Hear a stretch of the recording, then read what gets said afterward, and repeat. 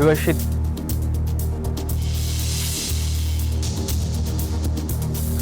ফের দাবানলে কবলে Los Angeles, ৩১,০০০ মানুষকে নিরাপদে সরার নির্দেশ, রেড ফ্ল্যাগ সতর্কতা জারি। নিউ ইয়র্কের উৎসবের ক্যালেন্ডারে উঠল বাংলা নববর্ষ, স্টেট সিলেটে পহেলা বৈশাখ উদযাপনকে স্বীকৃতি। দর্শক স্বাগত নিউজ 24 গ্লোবাল টাইমে, আপনাদের সাথে আছি আমি সোহাগ বক্স। দেখছিলেন শিরোনাম, এবার বিস্তারিত। অবৈধ অভিবাসীদের ঠেকাতে মেক্সিকো সীমান্তে ১৫০০ সেনা পাঠাচ্ছেন যুক্তরাষ্ট্রের প্রেসিডেন্ট ডোনাল্ড ট্রাম্প। ক্ষমতায় এসেই সেখানে জরুরি অবস্থা জারি করেন তিনি। এদিকে ইউক্রেন যুদ্ধ থামাতে বলছেন ট্রাম্প, নইলে রাশিয়ার উপর আরও নিষেধাজ্ঞার হুমকি দিয়েছেন তিনি। প্রতিক্রিয়ায় মস্কো বলছে, যুদ্ধ বন্ধে কেমন চুক্তি চায় ওয়াশিংটন সেটা আগে স্পষ্ট হতে হবে। অবৈধ অভিবাসীদের তাড়াতে আরও এক ধাপ এগিয়ে গেলেন নয়া মার্কিন প্রেসিডেন্ট। বুধবার যুক্তরাষ্ট্রের দক্ষিণে মেক্সিকো সীমান্তে ১৫০০ সেনা, উড়োজাহাজ ও হেলিকপ্টার পাঠানোর ঘোষণা দেন ডোনাল্ড ট্রাম্প। অবৈধ অভিবাসীদের নিজ দেশে ফেরত পাঠানোর প্রক্রিয়ার অংশ হিসেবে এই পদক্ষেপ নিল তার প্রশাসন। এক ঊর্ধ্বতন সামরিক কর্মকর্তার বরাতে জানা যায়, এসব সেনা আইন প্রয়োগকারী কাজে জড়িত থাকবে না, সশরীরে বাধা দিতে এবং অন্যান্য সীমান্ত অভিযানে নিয়োজিত থাকবে তারা। এদিকে ইউক্রেন যুদ্ধের অবসান না হলে রাশিয়ার ওপর উচ্চমাত্রার কর, শুল্ক ও নিষেধাজ্ঞা আরোপের হুমকি দিয়েছেন ট্রাম্প। ট্রুথ সোশ্যালে করা এক পোস্টে অবিলম্বে অর্থহীন যুদ্ধ বন্ধ করতে চুক্তি করার আহ্বান জানিয়েছেন প্রেসিডেন্ট। একদিন আগেও রাশিয়ার উপর নিষেধাজ্ঞা আরোপের ব্যাপারে তিনি মন্তব্য করেছিলেন, যুদ্ধ কখনোই শুরু হওয়া উচিত ছিল না। আমি প্রেসিডেন্ট থাকলে ইউক্রেনের যুদ্ধ কখনোই হতো না।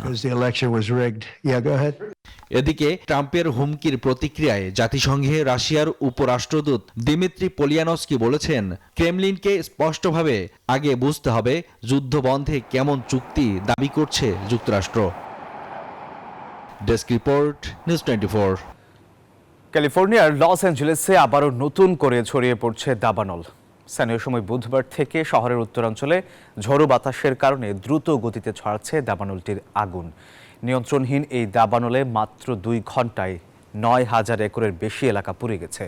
প্রবল বাতাস ও শুকনো ঝোপঝাড়ের কারণে আগুন দ্রুত ছড়িয়ে পড়ায় ৩১,০০০-এর বেশি মানুষকে বাধ্যতামূলকভাবে সরিয়ে নেওয়ার নির্দেশ দেওয়া হয়েছে।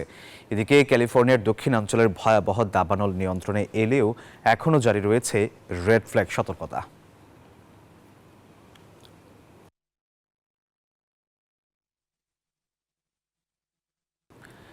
যুক্তরাষ্ট্রে কৃত্রিম বুদ্ধিমত্তা এআই অবকাঠামো তৈরির জন্য বেসরকারি খাতে $৫০০ বিলিয়ন বিনিয়োগের ঘোষণা দিলেন প্রেসিডেন্ট ডোনাল্ড ট্রাম্প। ৩ প্রযুক্তি জায়ান্ট ওপেন এআই, সফটব্যাংক এবং ওরাকল একত্রিত হয়ে স্টারগেট নামের নতুন প্রকল্পটি পরিচালনা করবে বলে জানান তিনি। তবে নয়া মার্কিন প্রেসিডেন্টের এই ঘোষণায় ক্ষুব্ধ ট্রাম্পের ঘনিষ্ঠজন ইলন মাস্ক।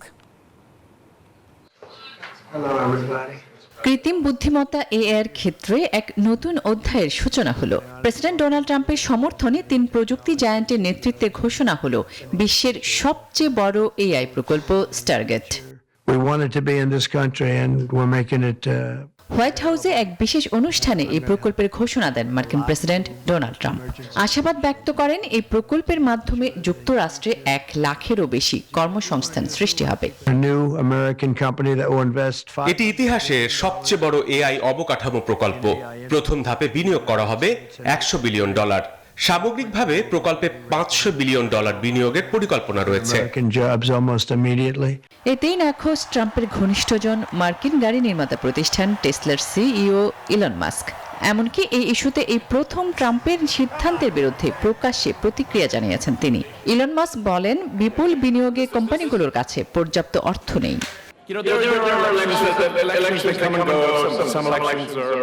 জানা গেছে, স্টারগেট প্রকল্পের অংশীজন ওপেন এআই এর প্রতিষ্ঠাতা স্যাম অলম্যানের সঙ্গে ইলন মাস্কের তিক্ততা চলছে।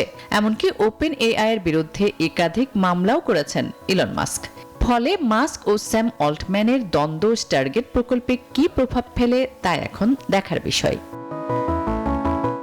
আসমাতুলি, নিউজ 24। দীর্ঘদিন ধরে এই প্রযুক্তি বিশ্বে গুঞ্জন চলছে ইলন মাস্ক যুক্তরাষ্ট্রে টিকটকের ব্যবসা কিনে নিতে পারেন। এমনকি চীনের পক্ষ থেকেও এমন প্রস্তাব দেওয়া হয়েছে বলে শোনা যাচ্ছে। এবার মার্কিন প্রেসিডেন্ট ডোনাল্ড ট্রাম্পও বললেন, মার্কিন গাড়ি নির্মাতা প্রতিষ্ঠান ইলন মাস্ক টিকটক কিনতে চাইলে আপত্তি নেই তার। বুধবার হোয়াইট হাউসে এমন মন্তব্য করেন তিনি। চীনা মালিকানাধীন ভিডিও শেয়ারিং প্ল্যাটফর্ম টিকটক এখন প্রযুক্তি বিশ্বের তুলনায় রাজনৈতিক অঙ্গনে বেশি আলোচিত হচ্ছে। এর জেরে সম্প্রতি যুক্তরাষ্ট্রের নিষেধাজ্ঞার মুখে কয়েক ঘন্টার জন্য বন্ধ ছিল টিকটক। তবে ট্রাম্প ক্ষমতা গ্রহণের পরপরই টিকটককে আইনি বাধ্যবাধকতা পালনের জন্য বাড়তি ৭৫ দিন সময় দিয়ে নির্বাহী আদেশে সই করেন। এরপরে যুক্তরাষ্ট্রে পুনরায় বৈধভাবে কার্যক্রম শুরু করেছে টিকটক।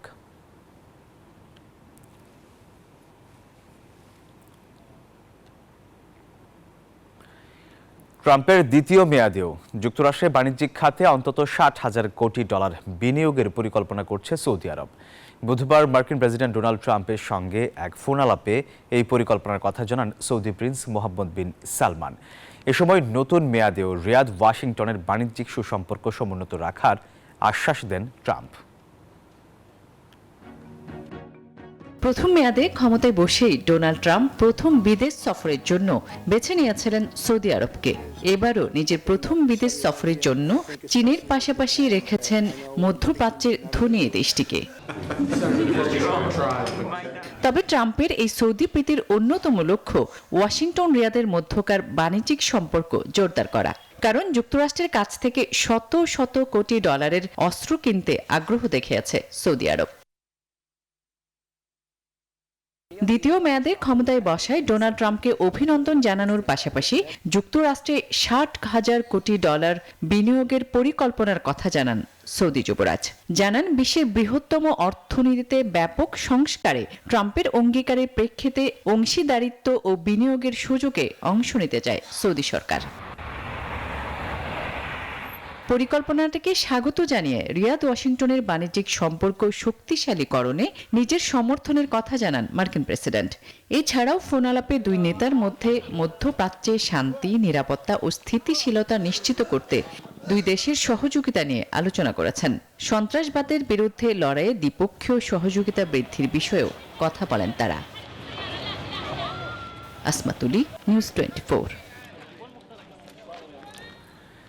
বাঙালির চিরন্তন উৎসব পহেলা বৈশাখকে স্বীকৃতি দিল নিউ ইয়র্ক স্টেটের সর্বোচ্চ আইন প্রণয়নকারী সংস্থা স্টেট সিনেট।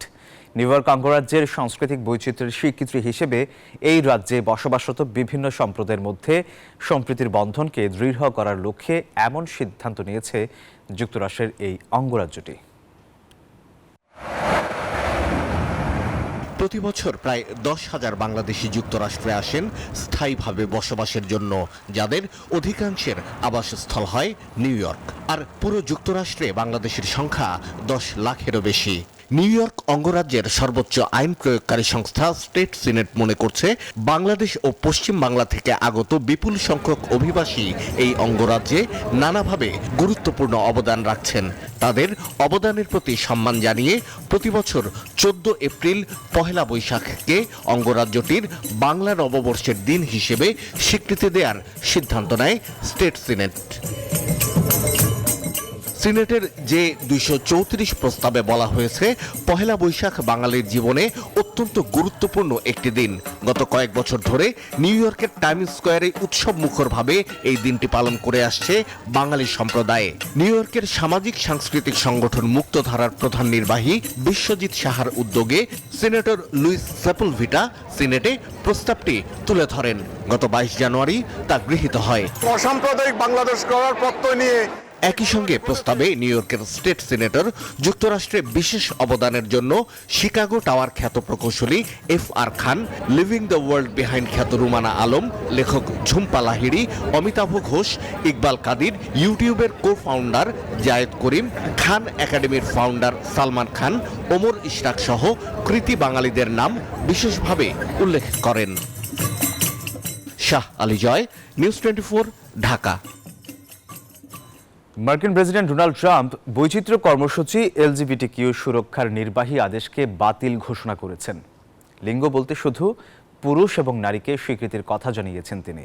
শীঘ্রই এনে নির্বাহী আদেশও জারি করা হবে। আর এর প্রতিবাদে স্বর চড়া করেছে তৃতীয় লিঙ্গের অধিকার সংক্রান্ত সংগঠনগুলি।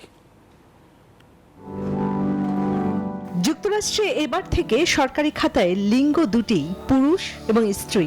এর বাইরে কোনো লিঙ্গ থাকছে না ডোনাল্ড ট্রাম্পের জামানায়। শীঘ্রই তিনি এই বিষয়ে একটি নির্বাহী আদেশও জারি করবেন। 20 জানুয়ারি শপথ নেওয়ার পর ট্রাম্প বলেন, এখন থেকে আমেরিকার সরকারি নীতি অনুসারে শুধুমাত্র দুটি লিঙ্গ থাকবে, পুরুষ এবং নারী। হোয়াইট হাউসের একজন কর্মকর্তা জানান, নতুন এই নির্বাহী আদেশের ফলে ফেডারেল সরকারকে জেন্ডার শব্দটির পরিবর্তে সেক্স শব্দটি ব্যবহার করতে হবে এবং স্টেট ডিপার্টমেন্ট ও হোমল্যান্ড সিকিউরিটি বিভাগকে পাসপোর্ট, ভিসা সহ সরকারি নথিতে সঠিকভাবে লিঙ্গ প্রতিফলিত হয় তা নিশ্চিত করার নির্দেশও দেওয়া হয়েছে। রূপান্তরকামীদের জন্য সরকারি নথিতে পৃথক লিঙ্গের ব্যবস্থা নিয়ে নীতি চালু করেছিলেন যুক্তরাষ্ট্রের প্রাক্তন প্রেসিডেন্ট জো বাইডেন। 4 বছর আগে ওভাল অফিসের দায়িত্ব নিয়েই প্রথম দিনই এই নীতি চালু করেছিলেন বাইডেন। দ্বিতীয়বার ক্ষমতা আসতেই ওই নীতি বদলে ফেলতে উদ্যোগী হলেন ট্রাম্প। ট্রাম্পের এই সিদ্ধান্তের প্রতিবাদে সরব হয়েছে আমেরিকার বিভিন্ন মানবাধিকার। দেশটির তৃতীয় লিঙ্গের অধিকার সংক্রান্ত সবচেয়ে বড় সংগঠন হিউম্যান রাইটস ক্যাম্পেইনের সভাপতি ক্যালি রবিনসন বলেছেন, আমরা পিছু হটছি না, ভয়ও পাচ্ছি না। এর বিরুদ্ধে লড়াই করব নিজেদের সর্বশক্তি দিয়ে। চন্দ্রানী চন্দ্রা, নিউজ 24। প্রয়াত প্রিন্সেস ডায়ানার উপর নজরদারির অভিযোগ স্বীকার করে ডিউক অব সাসেক্সের কাছে ক্ষমা চাইল ব্রিটিশ 2 ট্যাবলয়েড পত্রিকা। এর মধ্য দিয়ে ব্রিটিশ রাজপরিবারের সদস্য প্রিন্স হ্যারির সাথে রুপার্ট মারডকের সংবাদপত্র গ্রুপ নিউজ পেপারস এনজিএন ও দ্য সানের মধ্যে দীর্ঘদিনের আইনি লড়াই শেষ হলো। রাজপরিবারের প্রচলিত নীতি থেকে বেরিয়ে এসে প্রিন্স হ্যারি এই আইনি যুদ্ধে অংশ নেন। সমঝোতার মাধ্যমে তিনি পুরোপুরি সফল না হলেও এটি ব্রিটিশ ট্যাবলয়েডের অন্যায় কার্যকলাপের বিরুদ্ধে একটি গুরুত্বপূর্ণ পদক্ষেপ হিসেবে বিবেচিত হবে। স্থানীয় সময় 22 জানুয়ারি লন্ডনের হাইকোর্টে রুপক মারডকের মালিকানাধীন সংবাদপত্রের বিরুদ্ধে গোপনীয়তা লঙ্ঘনের মামলার শুনানি শুরু হয়। এই সময় ডিউক অব সাসেক্সের কাছে প্রথমবারের মতো বেআইনি কার্যকলাপের কথা স্বীকার করেন অভিযুক্ত দ্য সান এবং নিউজ অব দ্য ওয়ার্ল্ড NGNOর সংবাদপত্রের প্রকাশকরা। বলেন, ফোন হ্যাকিং, নজরদারি এবং ব্যক্তিগত তদন্তকারী নিযুক্ত করে নানা উপায়ে তথ্য সংগ্রহ করা হয়েছে। NGNO স্বীকার করেছে যে তারা প্রিন্স হ্যারি নন, তার প্রয়াত মা প্রিন্সেস ডায়ানার ব্যক্তিগত জীবনে অনুপ্রবেশ করেছে। অনৈতিক এই কাজে অনেক উচ্চ পর্যায়ের কর্মকর্তারাও জড়িত ছিলেন। মামলা নিষ্পত্তির জন্য প্রিন্স হ্যারির কাছে ক্ষমা চাওয়ার পাশাপাশি আর্থিক ক্ষতিপূরণ দেওয়ার কথা জানান অভিযুক্তরা। এ বিষয়ে প্রিন্স হ্যারির আইনজীবী জানান, এক বিশাল জয় এসেছে। গত 16 বছরে শতাধিক ব্যক্তিগত তদন্তকারী নিযুক্ত করেছে মিডিয়া মোগল হিসেবে পরিচিত রুপার্ট মারডকের প্রতিষ্ঠানটি। বছরের পর বছর ধরে সত্য লুকানোর প্রাণপণ চেষ্টার পর অবশেষে নিজেদের বেআইনি কর্মকাণ্ডের কথা স্বীকার করেছে NGN। এটি আইনের প্রতি স্পষ্ট অবজ্ঞা প্রমাণ।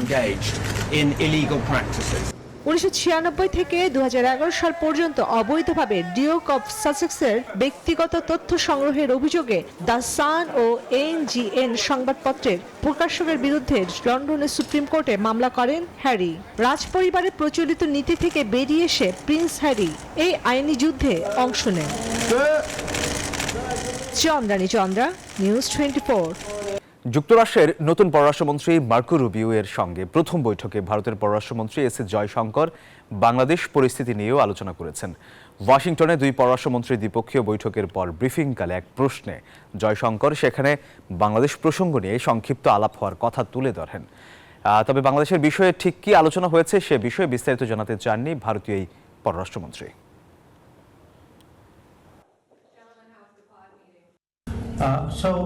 বাংলাদেশ নিয়ে আমাদের সংক্ষিপ্ত আলোচনা হয়েছে। আমি মনে করি না যে এই বিষয়ে বিস্তারিত বলাটা সমীচীন হবে।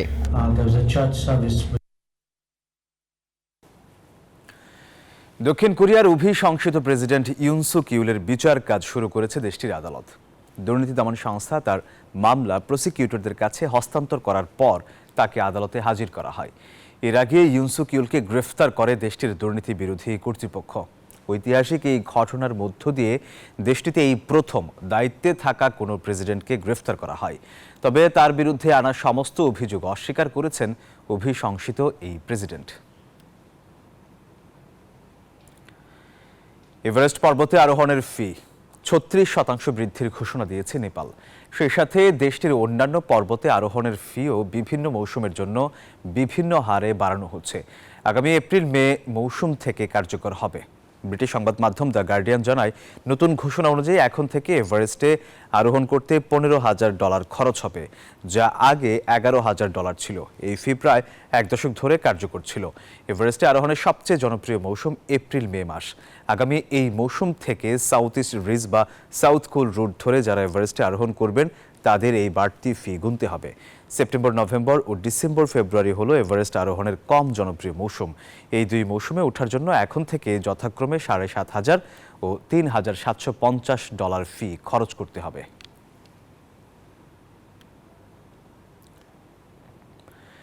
$10,000 ঘুষ না দেওয়াকে কেন্দ্র করে এক ব্রিটেন প্রবাসীদের কলার ধরে টানাটানি করেছে শাহজালাল আন্তর্জাতিক বিমানবন্দরের স্টাফরা।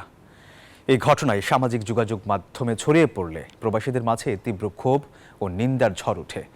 ঘটনার সুষ্ঠু তদন্ত ও দোষীদের শাস্তির আওতায় আনার দাবি উঠেছে জোরালোভাবে। যুক্তরাজ্য থেকে খালেদ মাসুদ রনির পাঠানো তথ্যচিত্রে ডেস্ক রিপোর্ট। শাহজালাল আন্তর্জাতিক বিমানবন্দরে গত 8 জানুয়ারি নরওয়ে প্রবাসীকে মারধরের ঘটনার রেশ কাটতে না কাটতেই এবার এয়ারলাইন্স স্টাফদের কথা মতো $10,000 ঘুষ না দেওয়ায় যুক্তরাজ্য প্রবাসীকে কলার ধরে টানাটানি ও মালামাল রেখে দেওয়ার ঘটনা ঘটেছে। গত 13 জানুয়ারি রাত 10টায় এই ঘটনা ঘটে।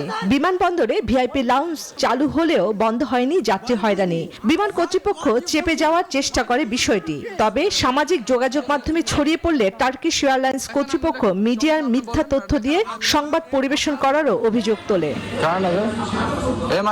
ঘটনার শিকার ব্যক্তির নাম জাকির হোসেন। তিনি লন্ডন শহরের শেডওয়েল এলাকায় থাকেন। এই ঘটনার নিন্দা জানান ভুক্তভোগী। নিতে পারবো না, আমার এটা তো 4 কেজি করে, আমি 4 কেজি 5 কেজি করে মাল হবে, আমার এটা হ্যান্ড লাগেজ আমি 7 কেজি করে নিতে পারবো। তখন যখন আমি তার সাথে এসে আমাকে কোনোভাবে এটা নিতে দিবে না, তখন আমি আমার ছেলের বলতেছি তুমি ভিডিও করো, এটা কেন আমাদেরকে হয়রানি করতেছে, তুমি এটা ভিডিও করো।